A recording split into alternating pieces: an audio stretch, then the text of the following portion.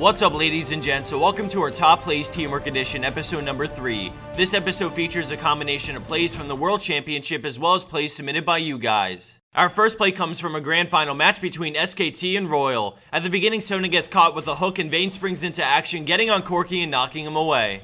Elise comes in with a cocoon to stun Thresh and then positions herself to block Corki's missiles, allowing a clean escape. Now we turn our focus to Corki as Vayne picks up tower aggro first, and she immediately barriers to absorb the first hit as Corki flashes. She tumbles through to follow Elise, taking one more hit before flashing out of tower range and swapping aggro to Elise, and then she comes in to scoop up the kill as Elise flashes out of range and she takes the final hit from the tower as they both escape into the jungle. As we head into our next play shortly, we keep in mind the essential teamwork that made this play by Royal turn into a clean 2-for-0 exchange. By covering for each other and taking turns with the tower, all three of them escape after the successful dive.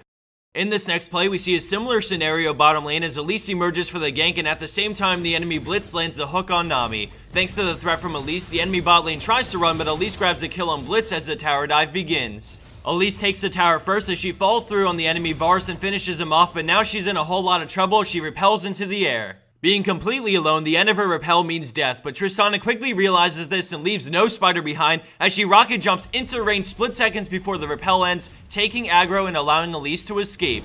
Although she was forced to barrier, it's a small price to pay to get the spider out of a sticky situation, and in the end, everyone walks away happy just like Royal did in our last play.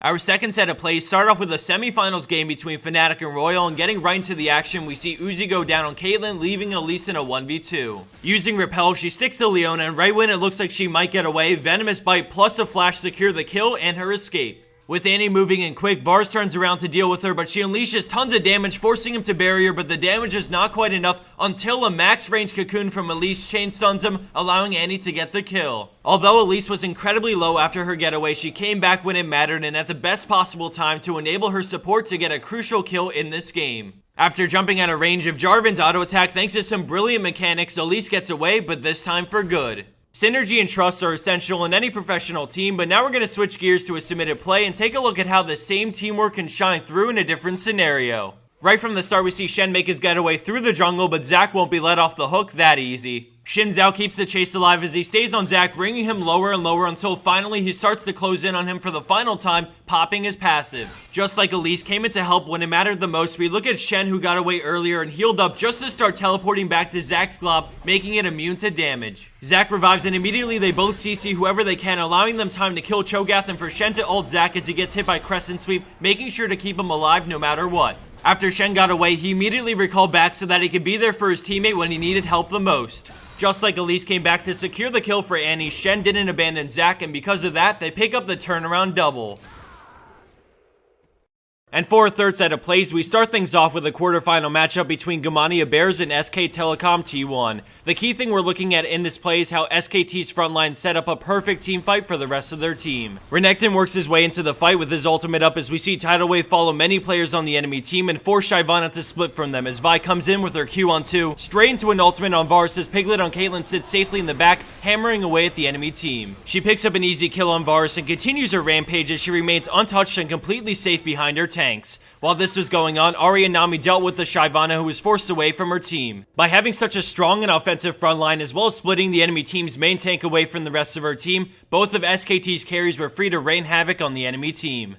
Now that we've seen a teamfight executed by a world-class team, let's take a look at some similar teamwork shown in a teamfight at a much lower level of play. At the start, we see Twitch in trouble as Hecarim comes rushing in, but he flashes to safety. Blue team then switch their focus to Jarvan, and as he backs up, the carry's position for a teamfight. All of a sudden, the friendly Shen starts to ult in on Jarvan and he turns with a huge EQ combo and we freeze it. Shen just arrived and has 3 members of the enemy team taunted, holding them in place. Jarvan follows it up with a Cataclysm, locking in 4 players, which sets up the rest of his team. Leon is moving in fast, looking to use Solar Flare to further lock up players on the enemy team so that the Twitch way off in his own island can continue to safely spray and pray, while also allowing Ahri to come in as well. As we leave the Analyze mode, we go back into the play as Jarvan EQs and we see the rest unfold. The taunt into Cataclysm into Solar Flare as Twitch and Ahri unleash hell on the enemy team, resulting in a clean ace for Purple team. Just like SKT, this team's frontline and support set up both carries, allowing them to go ham without being contested. Whether you're in Bronze all the way to Challenger, teamwork isn't rating specific, and I hope that these plays submitted to us compared to plays from the world stage are enough for you to see that. Thanks everyone for watching, and don't forget to submit your teamwork plays for a chance to be featured in the next episode of our Top Plays Teamwork Edition.